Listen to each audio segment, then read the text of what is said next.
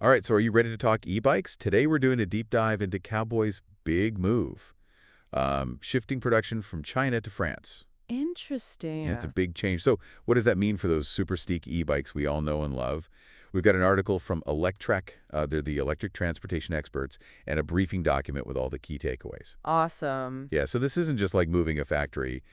Cowboy's tapping into something much bigger here. It's called nearshoring. Yeah, Oh, bringing production way closer to the customer. So think about it. Instead of waiting weeks for your e-bike to ship from across the world, right. it could be at your door in just a few days. That's incredible. Yeah, it's a game changer, especially with those delivery delays Cowboy's been dealing with lately. Oh, yeah, I've heard about that. Yeah, their CEO even admitted it hasn't been great for their customers, but they're changing things up big time. Now they're teaming up with Recycles, a French company with like a 30-year track record. Yeah, to Wow. build this massive factory, 25,000 square meter. That's huge. That's like 3 football fields dedicated to just making e-bikes. Wow, that's impressive. So why recycles? It seems like they could have partnered with anyone. Well, yeah, it's not just about speed. It's about quality. Recycles is known for their craftsmanship and deep roots in the European cycling world. So Cowboy's basically tapping into their expertise. I see. So they're not cutting corners. Not at all. It's a win-win. Faster deliveries, potentially even better quality. Makes sense. But there's always right. What about the cost of all this? This whole global trade war thing and tariffs, Yeah. Electric mentioned, it's been a real pain for a lot of e-bike companies getting parts from Asia. Oh, absolutely. Nearshoring definitely helps companies like Cowboy avoid all that craziness and build more reliable supply chains. But it does make you wonder, That's it. will those costs eventually trickle down to us? The people buying the e-bikes, are we going to have to pay a premium for that Made in Europe sticker? That's a great point, and it makes me think about Cowboy's whole business model.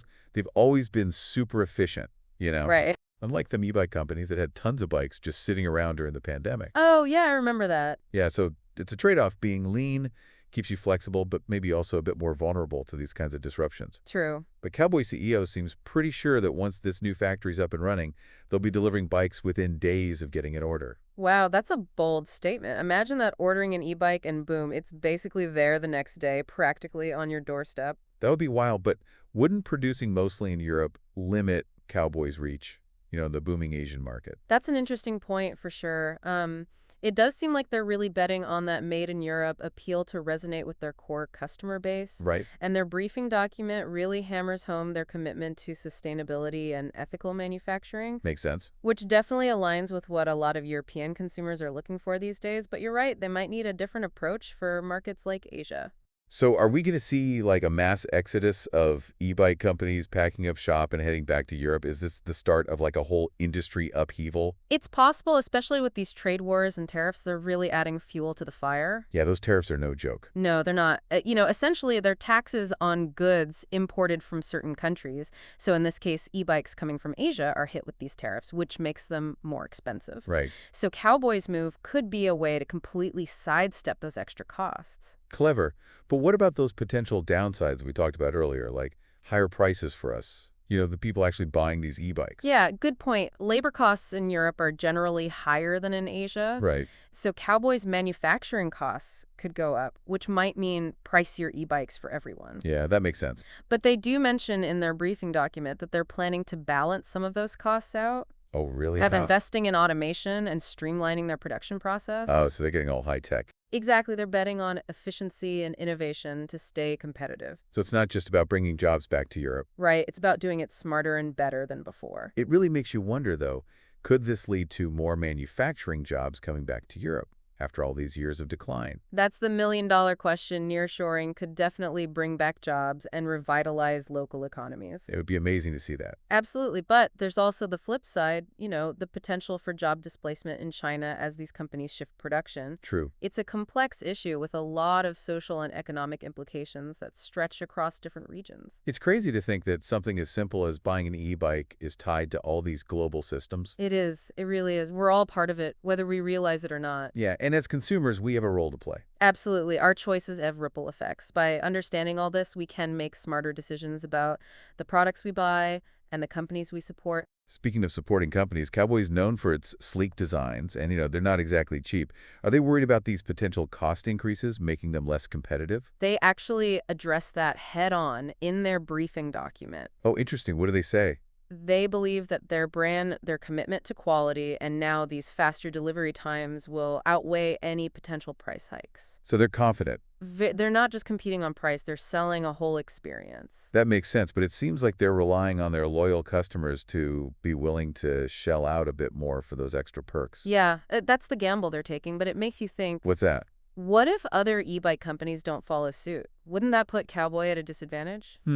Good point. It's a risky move. It is, but if they can pull it off, it could set a new standard for the whole industry and maybe even force competitors to rethink their strategies. Feels like a classic David and Goliath story, you know? Yeah.